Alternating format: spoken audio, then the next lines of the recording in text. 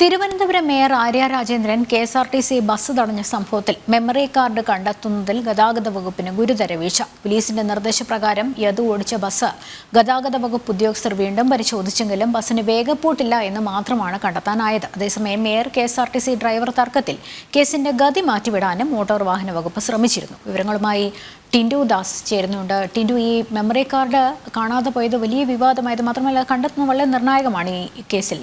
ഇതുമായി ബന്ധപ്പെട്ട് പോലീസിന് സംഭവിച്ച ഗുരുതര വീഴ്ച എങ്ങനെ നോക്കിക്കാണാം ഗതാഗത വകുപ്പിന്?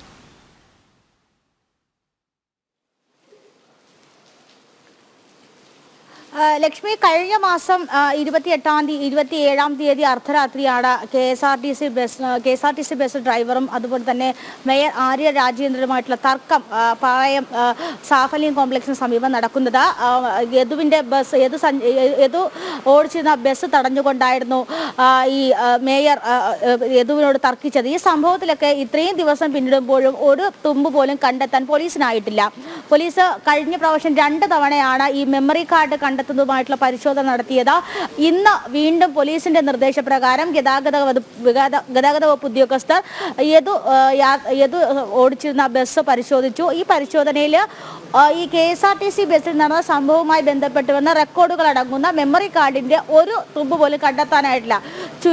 പിന്നീട് കണ്ടെത്താനായിട്ടുള്ളത് കെ.എസ്.ആർ.ടി.സി ബസ്സിന്റെ നിയമലംഘനമാണ്. അതായത് കെ.എസ്.ആർ.ടി.സി ബസ്, അതായത് യദു ഓടിച്ചിരുന്ന ബസ്സിനെ കഴിഞ്ഞ കാലങ്ങളായിട്ടൊന്നും ഈ വേഗപ്പൂട്ടില്ല, അതോടൊപ്പം തന്നെ GPS സംവിധാനങ്ങൾ പ്രവർത്തിക്കുന്നില്ല തുടങ്ങിയ കാര്യങ്ങൾ മാത്രമാണ് ഗതാഗത വകുപ്പ് ഉദ്യോഗസ്ഥർക്ക് കണ്ടെത്താനായത്. അതിനിടയിൽ തന്നെ ഉയരുന്നൊരു ആരോപണമാണ് ഈ കെ.എസ്.ആർ.ടി.സി ബസ്സിലെ മേയർ കെ.എസ്.ആർ.ടി.സി ബസ് നടന്ന സംഭവത്തിൽ ഈ മെമ്മറി കാർഡ് കണ്ടെത്താനാവാത്തത് ഒരുപക്ഷെ ഗതാഗത വകുപ്പിന്റെ കൂടി അല്ലെങ്കിൽ ഇത്തരത്തിലുള്ള ഉഴപ്പലുകൾ കൊണ്ടാണ് ഇത്തരത്തിലുള്ള ഈ മെമ്മറി കാർഡ് കണ്ടെത്താനാകാത്തത്. അത് കേസ് മറ്റൊരു ഗതിയിലേക്ക് തിരിച്ചുവിടുന്നു എന്നൊരു ആരോപണവും ഉയരുന്നുണ്ട്. വലിയ രീതിയിലുള്ള ആരോപണങ്ങൾ ഇതുമായി ബന്ധപ്പെട്ട വിവിധ ഇടങ്ങളിൽ നിന്നും ഉയരുന്നുണ്ട്. ഈ മെമ്മറി കാർഡും അതുപോലെ ഇതുമായിട്ട് ബന്ധപ്പെട്ട തെളിവുകൾ ഒരുപക്ഷെ പോലീസിനും ഗതാഗത വകുപ്പിലെ ഉദ്യോഗസ്ഥർക്കും കണ്ടെത്താനാവാത്തതാണ് വലിയ രീതിയിലുള്ള ഒരു പ്രതിഷേധം അല്ലെങ്കിൽ ഒരു ആരോപണം എന്ന് പറയുന്നത്. ഇന്ന് ഗതാഗത വകുപ്പ് ഉദ്യോഗസ്ഥർ കണ്ടെത്തിയിട്ടുള്ളതെന്ന് പറയുന്നത് ഈ ബസ് കെ.എസ്.ആർ.ടി.സി ബസ് അല്ലെങ്കിൽ യദു ഓടിച്ചിരുന്ന ബസ് വലിയ രീതിയിലുള്ള ഗതാഗത നിയമലംഘനങ്ങൾ നടത്തിയിട്ടുണ്ട്. സാധാരണയായും ഹെവി ലൈസൻസ് ഉള്ള വാഹനങ്ങൾ പൊതുനിരത്തിലൂടെ ഓടണമെങ്കിൽ GPS സംവിധാനമോ വേഗപ്പൂട്ടോ വേണം. കെ.എസ്.ആർ.ടി.സി ബസ് അത്തരത്തിലുള്ള നിയമങ്ങളൊന്നും പാലിച്ചില്ല. അപ്പോൾ ചുരുക്കം പറയുകയാണെങ്കിൽ മെമ്മറി കാർഡ് വിഷയം മറച്ചു വെച്ചുകൊണ്ട് ഗതാഗത വകുപ്പിന്റെ ഈ ഗുരുതരമായിട്ടുള്ള കുറ്റലംഘനങ്ങൾ മാത്രം മുന്നോട്ട് വെച്ചുകൊണ്ട് അല്ലെങ്കിൽ ഈ കുറ്റലംഘനങ്ങൾ മാത്രം ലീഡ് ചെയ്തുകൊണ്ട് മറ്റു വിഷയങ്ങളെയൊക്കെ മറച്ചുകൊണ്ടുള്ള ഒരു അന്വേഷണത്തിലോട്ടാണ് പോലീസും ഗതാഗത വകുപ്പും മുന്നോട്ട് പോകുന്നതെന്ന് മനസ്സിലാക്കാൻ സാധിക്കും.